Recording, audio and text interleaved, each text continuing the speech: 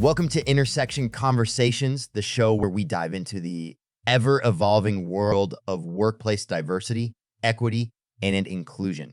I'm your host, Jason, and today we're exploring the roots of our prejudices, this sense of primacy. Although many of our biases have been and may not be our fault, we will discuss ways we can begin to take cognitive control of those prejudices and biases. Challenging primacy in the hiring process. Imagine a company is conducting interviews for a new position. The interview panel schedules a full day of interviews with several candidates. Undermining the negative impacts of primacy and supremacy is not a one-time effort, but a continuous process of growth, learning, and structural change. It requires commitment, courage, and collaboration across all levels of society. First candidate's advantage of primacy effect. The first candidate in the day. Candidate A makes a strong impression. They are well prepared, articulate, and their qualifications closely match the job description. The interview panel is impressed. As the day progresses, the interview panel sees several other qualified candidates. However, the memory and impression of candidate remain vivid in their minds. This is the primacy effect in action. Yet the panel members remember and give more weight to the information they encountered. First candidate's strong performance. You comparison with subsequent candidate. Even though other candidates might be equally or more qualified, the interview panel unconsciously compares them to the first candidate.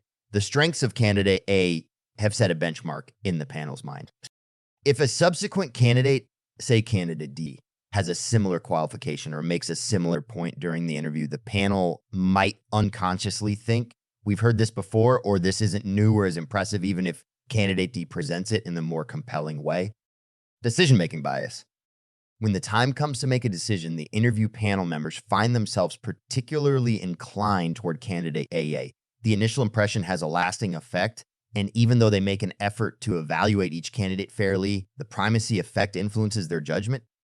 This can lead to a situation where the first candidate has an unintended advantage simply because they were interviewed first, not necessarily because they are the most qualified or suitable for the position.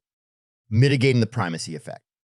To counteract the primacy effect in such scenarios, the interview panel might take detailed notes during each interview to ensure that decisions are based on specific documented qualifications and responses rather than general impressions.